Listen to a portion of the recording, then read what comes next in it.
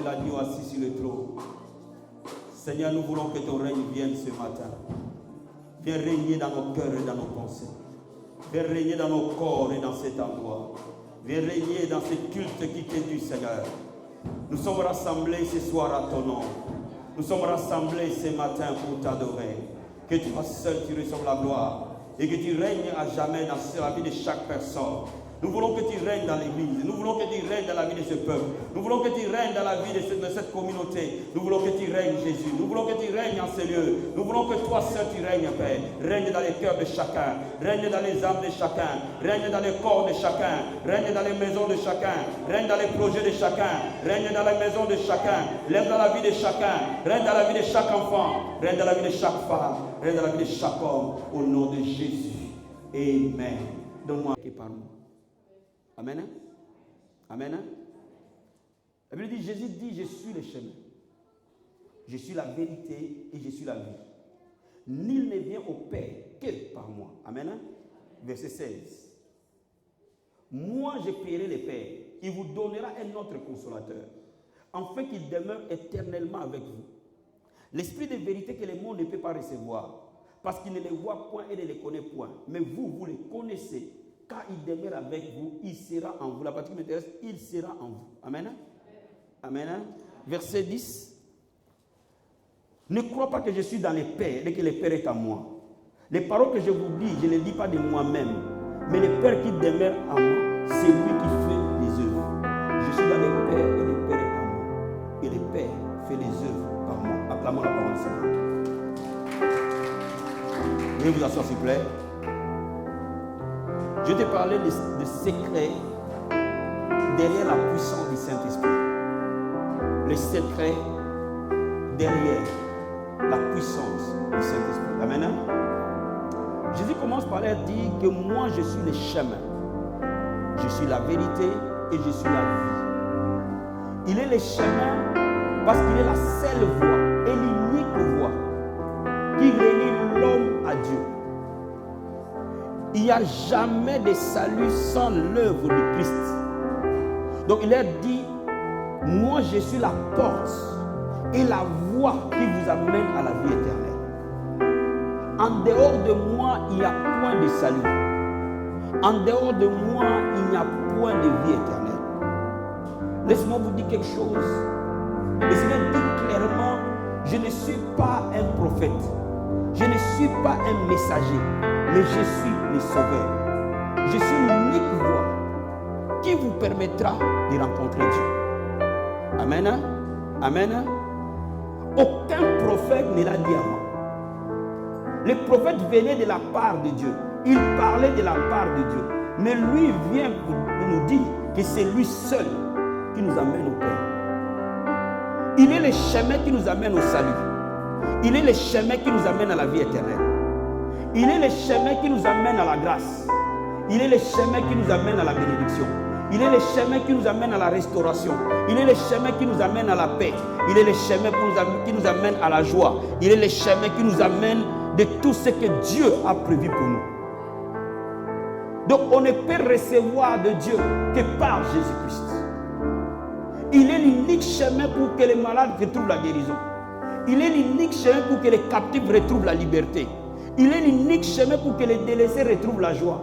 Il est l'unique chemin qui nous donne la grâce d'être dans la présence de Dieu, maintenant et dans l'éternité. Lorsque nous enlevons Jésus de la foi chrétienne, lorsque nous enlevons Jésus de l'église, lorsque nous enlevons Jésus de notre communauté chrétienne, lorsque nous enlevons Jésus de votre maison, lorsque vous enlevez Jésus de votre famille, lorsque vous enlevez Jésus de votre foyer, il n'y a plus la vie éternelle. Il nous dit encore qu'il est la vérité. Il est notre seul conducteur. Il est notre seul guide. Il est notre seul timonier. Seul lui a l'habileté de nous amener dans notre terre promise. Comme David a dit, l'Éternel est mon berger, je ne manquerai de rien. Il me fait reposer dans les verts pâturages. Il me dirige près des eaux paisibles. Il dit, moi je suis le bon berger. C'est lui le bon berger. Il connaît les verts pâturages pour toi et pour moi. Il connaît là où je vais fleurir. Il connaît comment je vais fleurir. Il connaît comment je verrai la gloire de Dieu. Il connaît comment je marcherai dans les chemins sur la terre. C'est lui seul qui nous guide. En dehors de lui, il n'y a jamais la vérité. Si vous voulez trouver la vraie vérité de votre vie, cette vérité est emballée en Christ.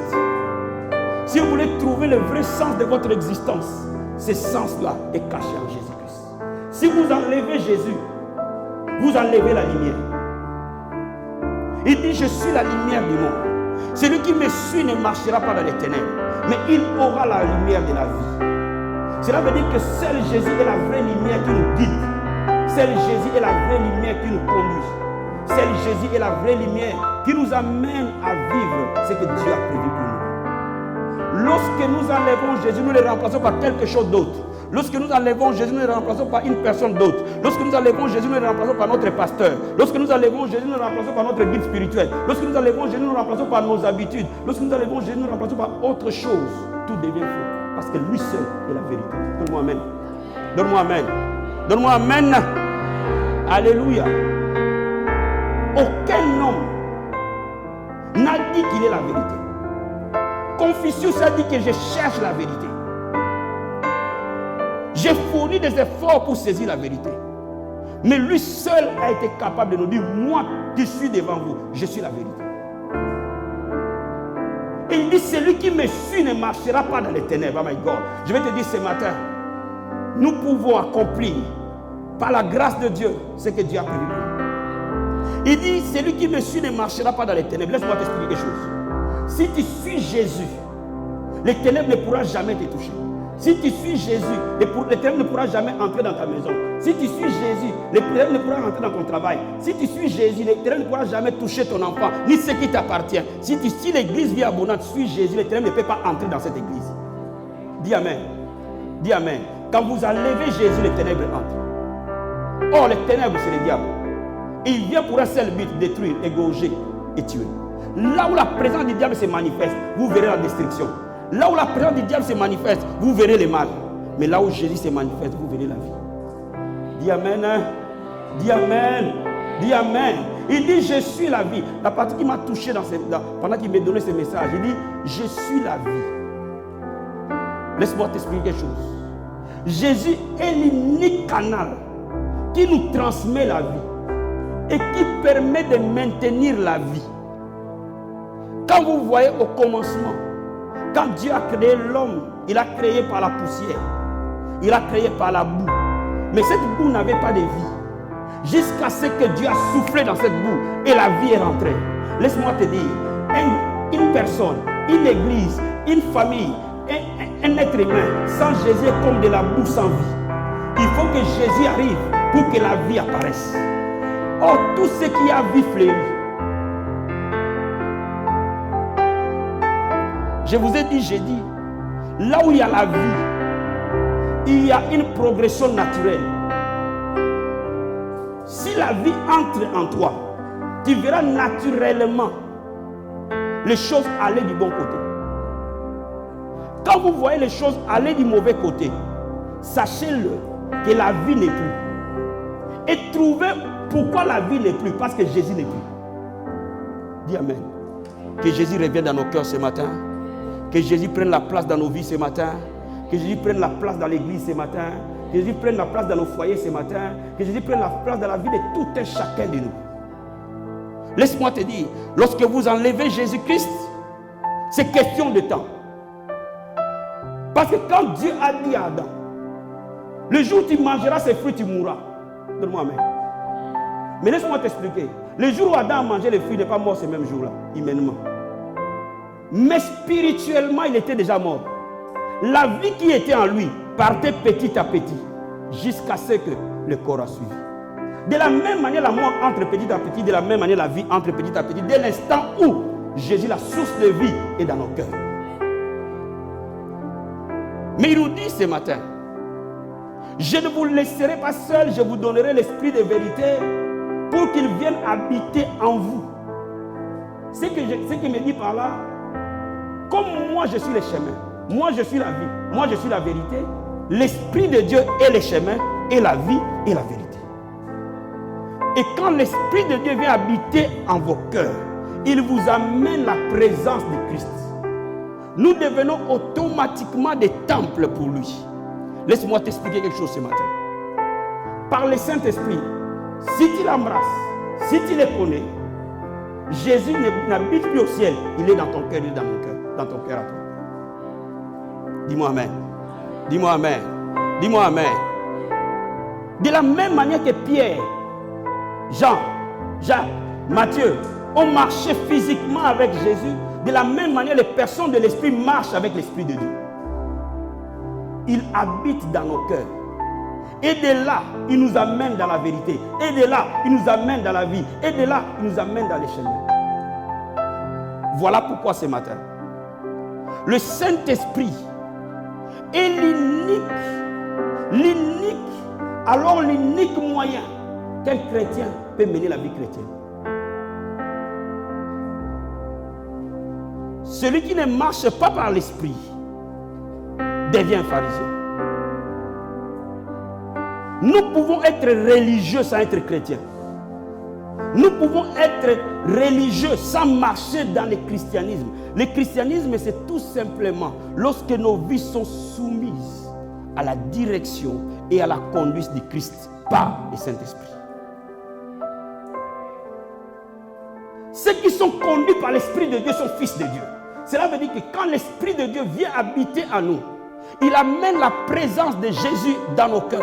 Et Jésus, de l'intérieur de nous-mêmes, il commence à nous diriger, parfois de manière intuitive, parfois de manière non réfléchie, parce qu'il est au-dedans de nous. Il nous amène dans les chemins que nous devons suivre. Donne-moi Amen. Donne-moi Amen. Donne-moi Amen. Bien, mais je vais te dire quelque chose ce matin. Celui qui s'est communié avec le Saint-Esprit, il vivra des choses complètement surnaturelles. Pourquoi? Parce que Jésus-Christ dit, comme moi je suis dans les Pères et le Père est à moi. Si vous ne croyez pas à ça, regardez les œuvres que je fais. Cela montre que le Père est à moi. De la même manière, comme le Saint-Esprit habite en nous, il amène Jésus en nous, nous sommes un avec lui. Nécessairement, nous voyons les œuvres qu'il fait par nous. Donne-moi Amen. Donne-moi Amen. Donne-moi Amen. Donne-moi Amen. Je vais te dire quelque chose ce matin. Recherche l'intimité avec le Saint-Esprit. Recherche la communion profonde avec le Saint-Esprit. C'est l'unique manière où Christ agit dans la vie de l'homme. Et c'est ce message que je suis venu t'annoncer. J'étais juste en train de t'introduire pour t'amener à chuter là. Il n'y a que la vie chrétienne que ceux qui marchent par l'Esprit. Il n'y a que la vie chrétienne, ceux qui soumettent leur vie à la direction et au leadership du Saint-Esprit. Et lorsque nous commençons à communier avec l'Esprit de Dieu, Jésus fera les œuvres par nous. Il dit, je suis le cèdre, vous êtes des sarments. Vous voyez, il est l'arbre, nous sommes des branches.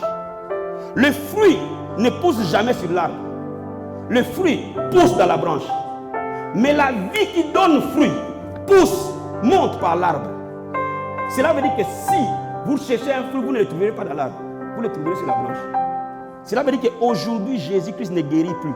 Il guérit par nous. Aujourd'hui, Jésus-Christ ne délivre plus. Il délivre par nous. Aujourd'hui, Jésus-Christ ne sauve plus. Il sauve par nous. Nous sommes devenus ses branches. Si le monde veut voir Jésus, il n'a qu'à te regarder. Il verra Jésus. Donne-moi Amen. Ah, donne-moi Amen bien. Donne-moi Amen bien. La Bible dit le monde cherche la manifestation du Fils de Dieu. Le monde cherche une chose. Il ne cherche pas le nom de l'apôtre élevé. Il ne cherche pas ma tête. Mais il cherche, est-ce que je manifeste la gloire du Fils de Dieu? Vie abondante. Le monde n'a rien à voir avec le nom vie abondante. Les gens qui sont en France n'ont rien à voir avec la tête de l'apôtre élevé. Les gens qui sont ici ont besoin d'une seule chose. Est-ce que Jésus est réellement au milieu de nous? S'il est réellement au milieu de nous, vous allez voir que ce lieu se remplira et cet endroit sera rempli, sera petit. Donne-moi Amen bien. Donne-moi un bien Amen. Donne-moi Amen bien. Mais laisse-moi maintenant te dire quelque chose. La manière que nous marchons avec l'Esprit de Dieu détermine la manière que Jésus œuvre. Avant que je t'explique ce que le Seigneur a mis à cœur, dans mon cœur pour te le dire, je vais d'abord te dire quelque chose. Dieu se révélera à nous selon la manière que nous voyons qu'il est. Si ton Dieu est petit dans ta tête, dans ta vision, il sera aussi petit dans les œuvres. Si ton Dieu est moyen dans ta tête, dans ta vision, il sera aussi moyen dans les œuvres. Si ton Dieu est grand dans ta tête, dans ta vision, il sera aussi grand dans les œuvres. Si ton Dieu est limité dans ta tête, dans tes pensées, il sera aussi limité dans ses œuvres. Mais si ton Dieu est illimité dans ta tête, dans ta vision, il sera illimité dans sa puissance. Je vais dire à quelqu'un ce matin qu'une personne, pendant que je suis en train de te prêcher, l'Esprit de Dieu révèle à ton esprit qui est réellement Christ.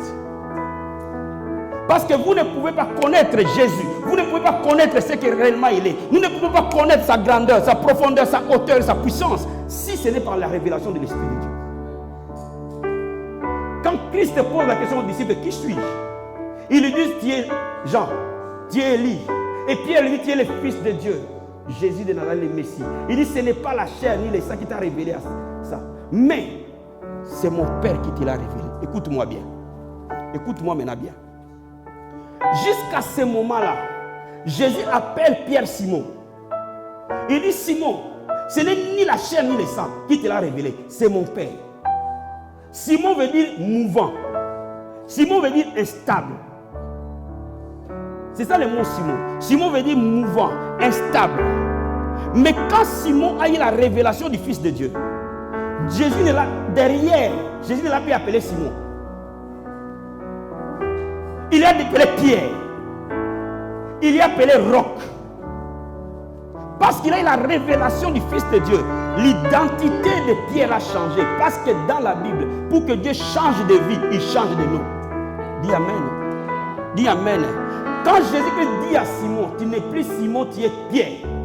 Sur toi, je bâtirai mon église. Il parle à un homme fort, un roc sur lequel il bâtit son église. Laisse-moi te dire, le niveau de ta révélation de Jésus déterminera le niveau de la manifestation de Dieu dans ta vie. Si tu es malade ce matin et que tu sais qu'il n'y a aucune maladie que le Fils de Dieu ne peut pas guérir, si cet entendement-là est dans ton esprit, si simplement tu es ici, quelque chose mourait en toi et que tu sais que lui là, les morts même l'entendent. Lazare, après 4 jours, il a entendu la voix de Christ. La fille de Jairus, après sa mort, a entendu la voix de Christ et est revenue à la vie. Si cette révélation vient dans ton esprit, à ce moment-là, tu as droit et accès à la résurrection de tous ceux qui meurent. Dis Amen. Dis Amen. Dis Amen. Donc laisse-moi maintenant t'expliquer quelque chose. L'Esprit de Dieu qui habite à nous fait les œuvres par nous. Maintenant, la question qui se pose, comment faire que l'Esprit vienne et demeure? Je vais te dire une chose, que ce soit une église, que ce soit une famille, que ce soit une personne, que ce soit une nation, si l'Esprit vient et demeure, cette personne manifestera la gloire de Dieu. Si l'Esprit vient et demeure, quand Dieu a envoyé Jean-Baptiste, il dit, celui qui m'a envoyé a dit, celui sur qui je verrai l'Esprit descendre et demeurer, c'est celui-là qui baptise du feu et du Saint-Esprit. Pourquoi? Laisse-moi te dire quelque chose. Sur tout homme, il n'est pas naturel que l'Esprit demeure. Celle sur Jésus, c'est naturel qu'il demeure. Parce que lui, il a l'Esprit sans mesure. Alors, comment l'homme peut accéder à cela?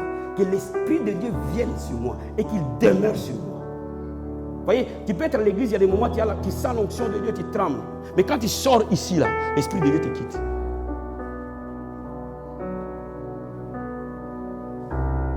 Mais Dieu nous dit, c'est lui que l'Esprit va rester, demeurer en lui. Celui-là, je ferai les œuvres par lui. Donc, ce n'est pas un problème de temps, ni de tête, ni de nom de personne. Mais est-ce que l'Esprit de Dieu peut demeurer dans la vie abondante? Est-ce que l'Esprit de Dieu peut demeurer dans ta maison? Est-ce que l'Esprit de Dieu peut demeurer dans ton lieu de travail? Est-ce que l'Esprit de Dieu peut demeurer dans ton ministère? Est-ce que l'Esprit de Dieu peut demeurer dans la vie de tes enfants? Est-ce que l'Esprit de Dieu peut demeurer dans nos cœurs? Quand l'Esprit demeure en nous, nous verrons au bout la gloire de Dieu. Dis à ton voisin, tu verras la gloire de Dieu ce matin. My God, je sens la présence du Seigneur. Vous me saisissez ce matin? Est-ce que vous me saisissez? Maintenant, ouvre ta Bible, je vais te montrer quelque chose, un secret. Que Dieu voulait que je te montre aujourd'hui. Dans 1 Samuel. Chapitre 1. On va prendre le verset 11 et verset 12.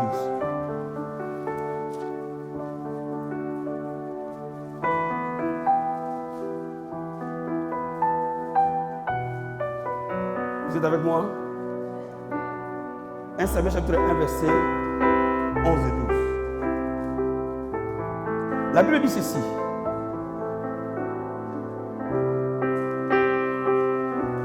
Je ne sais pas pour qui cette information est. Parce que je l'ai reçue par une vision hier. Mais si c'est pour toi, écoute bien ce que je vais te dire. Il y a des moments, ce n'est pas l'imposition des mecs qui changent de vie. Mais juste une information que Dieu te donne peut changer ta vie à jamais. Je sais qu'aujourd'hui c'est un réma. Je sais qu'aujourd'hui c'est l'oracle. Il y a des moments où nous enseignons la Bible. Mais aujourd'hui je ne suis pas venu enseigner la Bible. Je suis venu transmettre une information spirituelle. La Bible dit ceci. Elle fit un vœu en disant, Éternel des armées, si tu daignes regarder l'affliction de ta servante, et si tu te souviens de moi, et n'oublie point ta servante, si tu donnes à ta servante un enfant mâle, je le consacrerai à l'Éternel pour toujours, pour tous les jours de sa vie, et le rasoir ne se passera point sur sa tête. Amen. Regardons versets 1 à 26. Anne dit, mon Seigneur, pardon, aussi vrai que ton âme vit, mon Seigneur, je suis cette femme qui me tenait ici près de toi pour prier l'Éternel. Et c'était pour cet enfant que j'ai prié. Et l'Éternel m'a exaucé, a exaucé la prière que je lui ai adressée. Aussi je vais le prêter à l'Éternel. Il sera toute sa vie prêté à l'Éternel et se prosternera là devant l'Éternel. Écoute-moi maintenant. Dieu veut te révéler quelque chose ce matin. Il veut te dire que ton point de contact, c'est un vœu. Là où une chose échoue, là où la prière échoue, là où la prière ordinaire échoue, Dieu veut te faire entrer dans un vœu. Écoute-moi bien. Anne n'avait pas d'enfant. Sa rivale avait d'enfants. Anne, toutes les fois qu'elle allait au temple, c'était le moment de souffrance pour elle. Parce que ça lui rappelait qu'elle était stérile. Mais vous voyez bien que Anne allait au temple. Vous voyez bien que Anne priait. Donc Anne n'était pas étrangère des choses de Dieu. Anne était habituée aux choses de Dieu. Parce que la Bible nous dit que chaque année, il allait au temple. Donc Anne connaissait la loi. Mais connaître la loi, connaître la parole de Dieu, ne t'exclut pas des batailles et des souffrances de la terre. Dis Amen. Dis Amen. Dis Amen. Elle connaissait la parole, elle connaissait les choses de Dieu. Parce que la profondeur de Anne montrait qu'elle était une croyante établie, affermie, assise. Donc laisse-moi te dire, cela ne veut pas dire que tout croyant assis ne peut pas connaître les batailles. Cela ne veut pas dire que toute bataille, toute souffrance est une malédiction. Cela ne veut pas dire que même si tu as 30 ans, tu es célibataire, tu es maudit. Non. Anne n'était pas maudite. Mais Dieu voulait amener Anne dans une révélation profonde. Dieu voulait amener Anne dans les dimensions élevées de la spiritualité. Pour qu'il aide à nous, les chrétiens de la nouvelle alliance, des dimensions élevées pour marcher dans l'onction et dans la gloire de Dieu. Donne-moi amen. Donne-moi amen. Laisse-moi te donner la révélation ce matin. Donne-moi amen. My God, j'ai ça l'onction de Dieu. Laisse-moi t'expliquer quelque chose. Anne, quand elle est au temple, elle répand son âme devant le Seigneur. Elle parle à Dieu. Elle dit à Dieu, moi je suis stérile. Mais j'ai fait un deal avec toi. C'est ça le vœu. Faire un deal avec Dieu. Faire l'échange avec Dieu. Il dit, si tu me donnes cet enfant, si tu me sors de cette opprobre, si tu me sors de cette honte, cet enfant, je te le donne. Et Dieu aime ça. C'est lui qui s'élève et dit à Dieu, si tu me sors de ces problèmes, je rangerai les chaises pendant 2 ans, 3 ans. Si tu me sors de ces problèmes, je vivrai pour gagner les âmes pour le royaume. Si tu me sors de ces problèmes, si tu me sors de cela, si tu me sors de là, voilà ce que je ferai pour toi. Dieu aime ça. Pourquoi il y a certaines situations où les miracles ne se produisent pas? Quand tu as prié par la foi, quand tu as déclaré, quand tu as utilisé les prières d'autorité et que toutes ces prières que tu as apprises à l'église n'ont pas fonctionné, montent à la dimension la plus élevée, les moments de l'alliance, les moments de vœu. Dis Amen. Dis Amen bien. Dis-moi Amen bien. Dis-moi Amen bien. Viens, bon, je suis en train de te dire quelque chose. Nous sommes en train de décoller. Dis Amen. Avant que Dieu m'ouvre, la révélation vient. Donc Anne a eu cette révélation. Et quand il parle à Dieu, regarde-moi. Élie qui est habitué aux choses de l'esprit ne discerne pas que Anne est en train de prier. Élie pense qu'elle est ivre. Donc laisse-moi te dire quelque chose. Il y a des choses que Dieu va faire dans ta vie, où il y a des alliances que Dieu va te faire entrer. Ça ne sert à rien que tu expliques aux gens. Ça ne sert à rien que tu informes à l'apôtre. Parce qu'il y a des choses que Dieu veut traiter avec toi. Et il ne me l'a pas communiqué, il ne communique pas à personne. Si c'est cela, bien aimé, traite ça avec Dieu. Dis, quelqu'un peut donner amen. Quelqu'un peut donner amen ce matin. Quelqu'un peut donner amen ce matin. Quelqu'un peut être avec moi ce matin. Parce que la dimension que Anne était, Élie n'y était pas. Laisse-moi te dire, Dieu a des profondeurs, frère. Et parfois, les titres ne me peuvent pas entrer dans certaines profondeurs que Dieu a. Donc, à ce moment-là, Anne était dans une communion plus profonde avec Dieu qu'Élie ne l'était. Donc, l'interprétation d'Élie par rapport à une situation spirituelle, il a interprété de manière charnelle. Il y a des mutations que Dieu peut faire dans ta vie. C'est une mutation spirituelle. Mais si on les regarde, on les trouve non-sens sur le plan charnel. Quelqu'un peut donner amen. Quelqu'un peut donner amen. Quelqu'un peut donner amen. Laisse-moi te donner un autre exemple. Vous êtes avec moi? Vous êtes avec moi? Si maintenant, quand Dieu dit à Abraham, donne-moi Isaac. Parce que le don qu'Abraham allait donner d'Isaac était spirituel. Mais si Abraham allait dire à Sarah, Dieu m'a dit qu'on donne le fils unique qu'il nous a donné, crois-tu que Sarah allait accepter? Elle n'allait pas accepter parce qu'ils n'avaient pas la même intimité avec Dieu. Donc laisse-moi te dire quelque chose. Pendant que je suis en train de te parler, je sais que l'Esprit de Dieu te parle. Je sais que pendant que je suis en train de te parler, l'Esprit de Dieu amplifie ce que je suis en train de dire. Il est en train de lui donner un sens. Et tu sais parfois les deals que tu as fait avec Dieu il y a des années. Tu sais l'alliance que tu as tissée avec lui il y a des années. Mais le seul problème, tu n'as pas été fidèle à ce à quoi vous vous êtes convenus. Donne-moi amen. Donne-moi amen. Donne-moi amen. Donne-moi amen. Donne-moi amen. Laisse-moi t'expliquer quelque chose. Donc à ce moment-là, seule Anne est entrée en communion avec Dieu. Élie n'était pas. Il y a des profondeurs que Dieu va t'amener. Même ton meilleur ami ne peut pas être là-dedans. Même ta propre femme ne peut pas être là-dedans. Même ton propre mari ne peut pas être là-dedans. Alors laisse-moi te dire, quand Dieu te parle et que tu communies avec Dieu dans le vœu, dans le vœu, dans le vœu, ça change tout. Dieu a agréé le vœu de Anne. La Bible dit que Dieu s'est souvenu de Anne. Et Dieu lui a donné un fils. Mais laisse-moi te dire, tout ce qui est enfanté par l'esprit marque le temps. Quelqu'un nous amène. Tout ce qui est enfanté par l'esprit marque le temps. Parce que la rivale de Anne avait des enfants. Mais Anne haï Samuel. Le plus grand prophète de tout le temps d'Israël. Pourquoi? Parce qu'Anne était en communion avec Dieu. Cet enfant a été enfanté par l'esprit. Tout ce que vous enfantez par la chair est éphémère. Mais ce qui est enfanté par l'esprit demeure. Donne-moi amen. Donne-moi amen. Donc laisse-moi t'expliquer. Quand vous allez dans les profondeurs de Dieu et que vous arrivez à communier avec l'esprit du Seigneur et que ce qui jaillit de là, quelle que soit la chose, même si elle est une souris, mais ne t'en fais pas, ce n'est pas une souris, c'est un éléphant.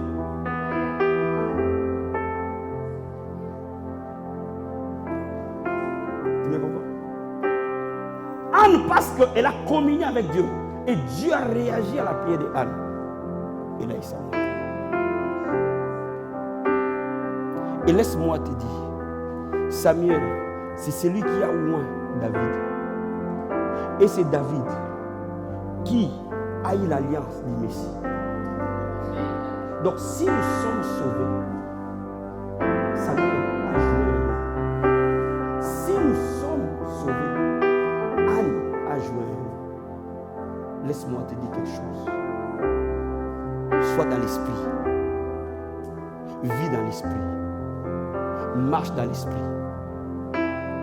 Sois conduit dans l'esprit. Sois dirigé dans l'esprit. La pire des choses qui peut nous arriver, nous les chrétiens, de tenir la Bible, mais de marcher dans la chair. La pire des choses qui peut nous arriver, nous les croyants, de tenir la Bible et de ne pas être sensible à la voix de Dieu. Je vais te dire ce matin, Dieu te connaît mieux que quiconque. Dieu te connaît plus que toi-même. Dieu me connaît plus que moi-même. Dieu connaît le nombre de cheveux qui sont dans ma tête. Quand même, je n'en ai pas beaucoup. Amen. S'il peut lire le nombre de cheveux que je ne peux pas lire moi-même, quel est le domaine de ma vie que Dieu ne peut pas conduire? La Bible dit, où irais-je loin de ta face? Où me cacherais-je loin de ton esprit? Même si je suis sous l'eau, tu me verras. Même si je suis dans l'obscurité, ta main me saisira et me conduira. Alors voilà pourquoi je suis venu te dire ce matin. Dieu veut que nous rétablissions une alliance avec lui.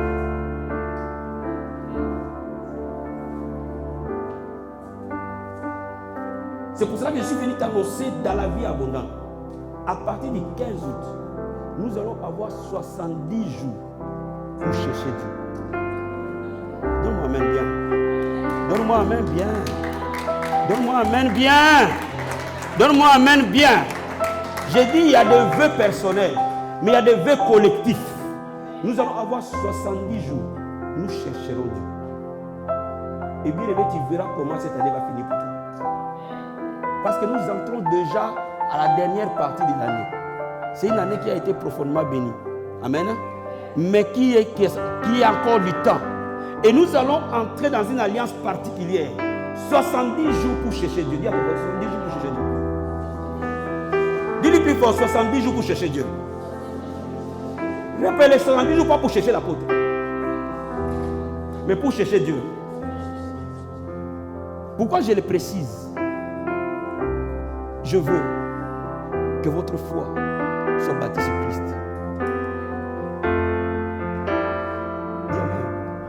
Dis Amen. Dis Amen. Je veux que votre foi soit bâtie sur Jésus. Si vous bâtissez votre foi sur le Seigneur des cieux, et bâtissez votre foi sur Christ, lui ne décevra jamais. Dis Amen. Tu peux me donner Amen. Alors si moi aussi j'ai bâti ma foi sur lui, si toi aussi tu bâtis ta foi sur lui, nous tous nous ne pouvons jamais être déçus. Sois béni.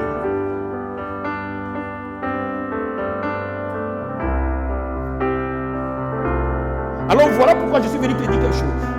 Pendant ces 70 jours, toi et moi, pas que l'apôtre, toi et moi, nous tous ensemble, nous allons comme une famille devant le trône de Dieu, afin que ceux qui meurent en nous reprennent vie. Vous voyez, Anne n'a pas eu d'enfant. Pourquoi? Parce qu'Anne n'avait pas la vie. Lorsque vous n'avez pas la vie, vous ne pouvez pas être productif. Lorsque vous n'avez pas la vie, vous ne pouvez pas enfanter. Lorsque vous n'avez pas la vie en vous, vous ne pouvez rien produire de vous-même. Mais lorsque la vie revient, parce que Jésus est la vie, il revient dans la vie abondante. J'ai besoin que Jésus soit dans la vie abondante et qu'il prenne le contrôle des cœurs, et qu'il prenne le contrôle des pensées, et qu'il prenne le contrôle des hommes, et qu'il prenne le contrôle des maisons, et qu'il prenne le contrôle des familles, et qu'il prenne le contrôle de toute l'église et qu'il nous amène dans les chemins qu'il avait prévus pour nous. Nous verrons nécessairement la gloire de Dieu. Donne-moi